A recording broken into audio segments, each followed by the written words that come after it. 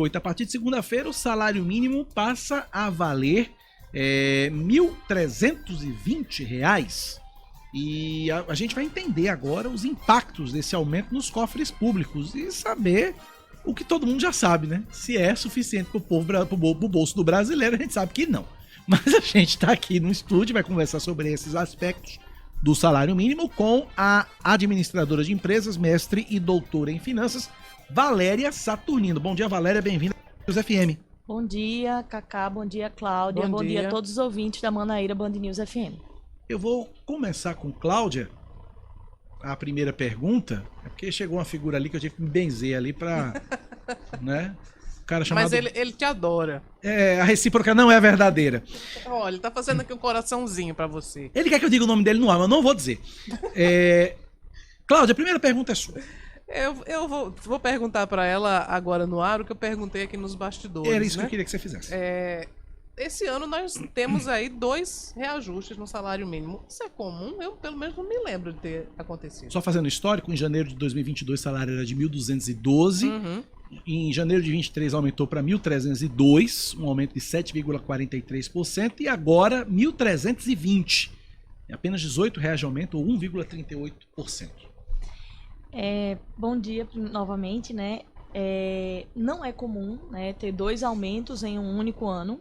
Então esse segundo aumento ele vem aí como um conjunto de medidas do pacote de medidas para o trabalhador, que vai ser anunciado aí no dia 1º de maio, que é justamente o dia em que se comemora o Dia do Trabalhador.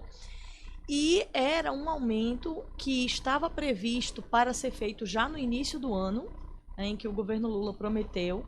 Só que, por conta do impacto nos cofres públicos, precisou ser reavaliado e deixou para ser feito agora, em maio, junto com o pacote de medidas do Dia do Trabalhador. Então, o aumento foi o que já estava previsto em medida provisória desde dezembro de 22, né, o aumento aí de 1.212 para 1.302, que foi um aumento de 7,43%, e agora é só mais um pouco para aumentar aí o poder de compra do trabalhador, mas por incrível que pareça, R$18 a mais no salário mínimo vai custar aí em torno de 7 bilhões de reais aos cofres públicos. Então é um valor pequeno, mas isso porque entra pensão, aposentadoria, isso.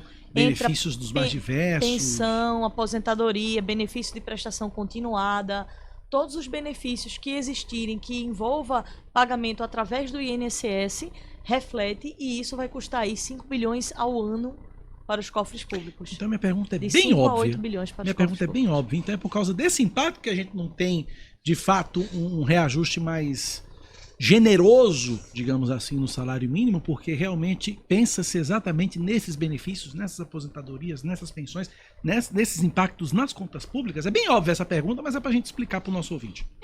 O aumento ele não tem como ser mais generoso porque ele reflete nas contas públicas. Provavelmente se refletisse só nas contas privadas de empresários que vão pagar os salários mínimos a seus funcionários, o governo federal ele daria esse aumento de forma mais generosa. Mas como também ele afeta nas contas públicas, então ele tem que ser medido porque ele tem que ter um orçamento vinculado. Então ele só pode dar um aumento se ele mostrar de onde ele vai tirar o dinheiro. Então, como ele já disse de onde ele vai tirar o dinheiro, que realmente agora eu não me recordo, como foi que ele e Fernando Haddad disseram, que Lula e Fernando Haddad disseram que vão fazer, né, esse aumento, então eles vão mencionar agora mais esse aumento, que no caso é um segundo aumento, como Cláudia perguntou. Ou seja, não é mera coincidência, desculpa, Cláudia, não é mera coincidência para o nosso ouvinte que acompanha o noticiário que a discussão do salário mínimo seja exatamente na mesma época da discussão do orçamento da União. Isso. Porque é item de orçamento da União, Isso, como disse a nossa entrevistada. É importantíssimo. Agora, eu vou fazer aqui às vezes do ouvinte, porque toda vez que a gente fala sobre o aumento do salário mínimo, a gente recebe uma enxurrada de mensagens de gente inconformada, revoltada, porque o salário mínimo aumenta pouco, enquanto, por exemplo, quando se discute salários de ministros, quando se discute salários de políticos de uma maneira geral, aí o aumento é muito mais considerável. Então, por que existe essa impacta distinção? Nas contas públicas do mesmo jeito? Do mesmo jeito. Quer dizer, talvez não na mesma proporção, porque é menos gente, são privilegiados, mas o volume de recursos que essa pouca gente recebe é muito, né? Então, assim, eu queria que você explicasse pra gente qual é a lógica, por que uma minoria, né, recebe tanto e a maioria recebe tão pouco. Vamos dar um exemplo Por exemplo, eu sou professora, né, da Universidade Federal da Paraíba e recentemente o governo Lula anunciou um reajuste de 9% nos salários da população, né? Então, 9% em cima do meu salário é um valor muito maior do que 9% em cima do salário mínimo, né? Só que o salário mínimo tem muito mais gente que recebe, né? Então, de certa forma, o que tem que ser visto é o global, né? Então, quando a gente fala em aumentar porcentagem, o aumento aí, considerando o aumento de janeiro e o aumento de maio, o aumento do salário mínimo foi de 8,91%. Eu tava fazendo essa conta agora. Então, se a gente Então foi considerar... aproximado aí com o dos professores. Se a gente considerar de maio de 22 a maio de 23, né, considerando aí que não teve esse delay de janeiro a maio, se eu pegar o salário de maio do ano passado, que era 1.212, e pegar o salário que vai valer agora em maio de 23, que vai ser 1.320, eu tive um aumento aí de 8,91%, que é mais ou menos o mesmo reajuste dos professores. Só que 8,91% em cima de 1.212 só dá R$108. E 9% em cima, sei lá, de R$6.000, um exemplo, né, vai dar aí R$540, né, nessa faixa. Né? Então, assim, é muito maior o global, mas o percentual é o mesmo. O valor absoluto é maior, mas o valor relativo é o mesmo. Então, a questão dos ministros é de onde eles estão tirando o dinheiro. Essa é uma boa pergunta, né? Aumentar o salário de ministro, aumentar o salário dos juristas, aumentar... Essa é uma boa pergunta, de onde está sendo tirado o dinheiro. Então, a gente tem que analisar isso, né? Por exemplo, no caso Fernando Haddad e Lula anunciaram de onde vão tirar o pacote de medidas do trabalhador, que é devido a reajustes fiscais. Então, fizeram um reajuste fiscal para destinar esses 5 a 7 bilhões, mais ou menos, que vai ser dado ao salário mínimo, né? Desse reajuste ao salário mínimo. Mas é só R$18 a mais para cada um. Fala-se no tal ganho real no salário mínimo. Fala-se tal no que é justamente o a mais em relação à inflação. Porque você tem o reajuste com base na inflação, que você compensa, e tem o ganho real, que é aquilo que vem a mais, né? Houve realmente, porque a gente tem visto que desde 2018 a gente não vê esse ganho real no valor do salário mínimo. O salário mínimo é apenas corrigido pela inflação. Houve, de fato, neste ano, esse tal ganho real? Houve. Desde o primeiro reajuste, que foi feito em janeiro, já teve o ganho real. Porque a inflação de 2022, ela foi de 5,78%, medido aí pelo IPCA, que é o nosso índice oficial de inflação. Se a gente considerar o IGPM, que é o índice que reajusta os aluguéis, o IGPM foi 5,46%. E o reajuste de janeiro já foi 7,43%. E com esse reajuste agora, o reajuste total é 8,91%. Então, realmente houve um ganho real em relação à inflação, em relação ao poder de compra do consumidor. Mas, novamente, isso não deixa a gente de informar, de alertar a população de que ainda é um valor muito baixo. Para vocês terem uma ideia, o DIEESE, que é o que calcula aí o valor da cesta básica, diz que a cesta básica em João Pessoa, em fevereiro desse ano, estava em R$600.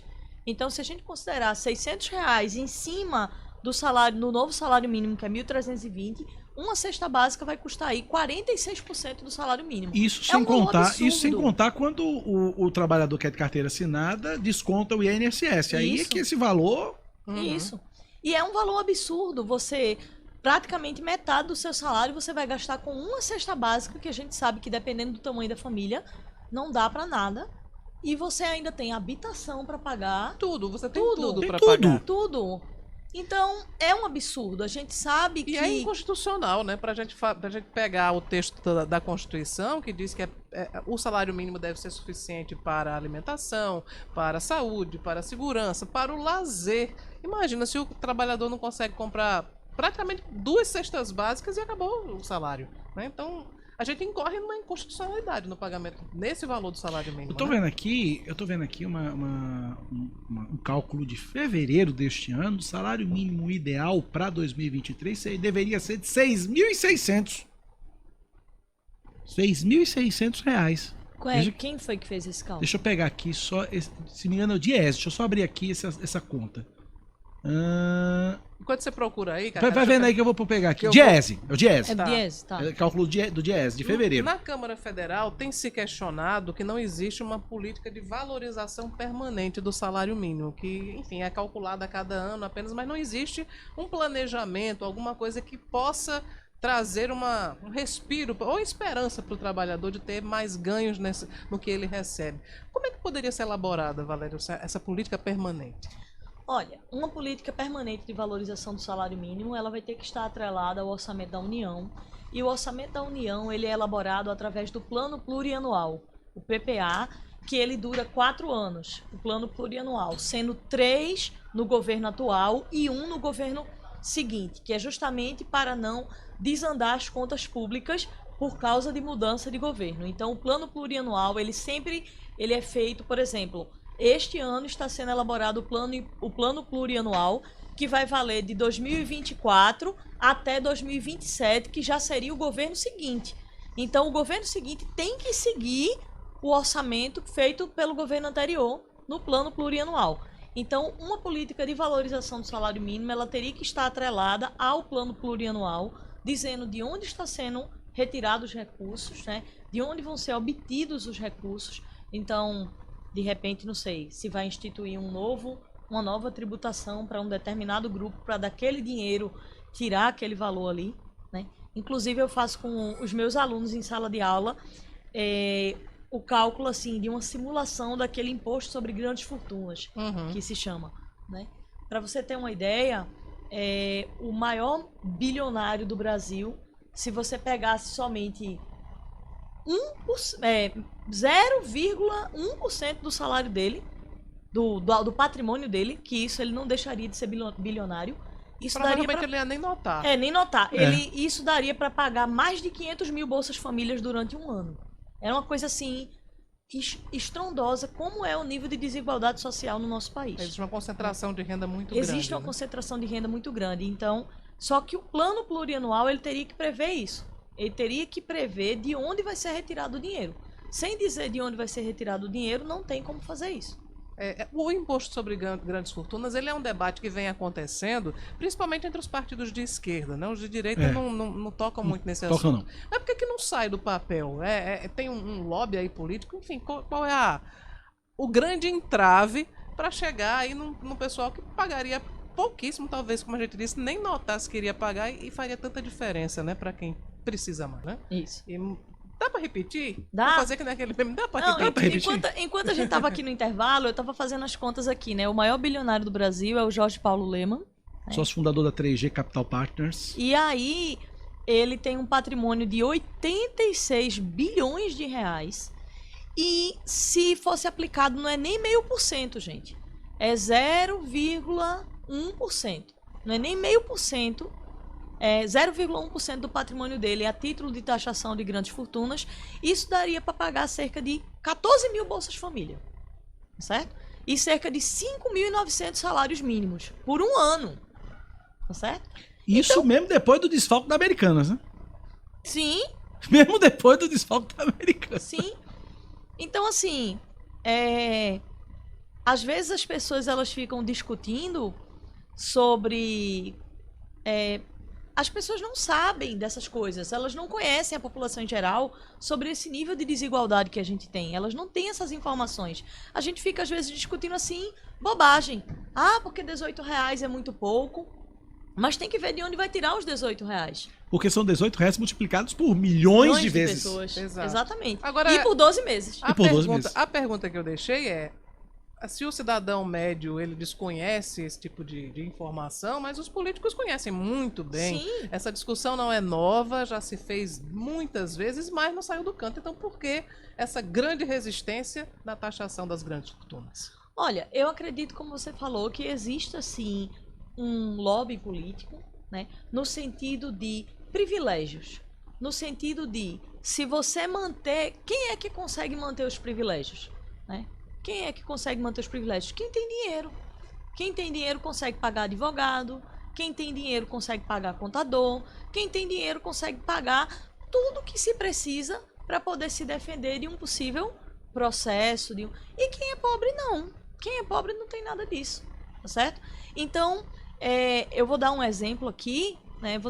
A gente estava falando até aqui uma notícia que você deu antes de entrar a minha entrevista no ar, de uma mulher que foi vítima a pedradas, Sim, não é isso? Foi assassinada a Que foi pedradas. assassinada a pedradas. Este mês de maio agora, no iniciozinho de maio, está completando 20 anos de um caso em Pernambuco. Eu sou pernambucana, né? Eu percebi. De um caso em Pernambuco que chocou muita gente, que é o caso de Maria Eduarda e Tarsila. Sim, o caso dos combeiros e tal. E por que que isso não foi resolvido ainda? Todo mundo sabe que envolve gente que tem muito dinheiro. Então envolve... Elas estavam numa festa com gente que tinha muito dinheiro. Verdade. Então...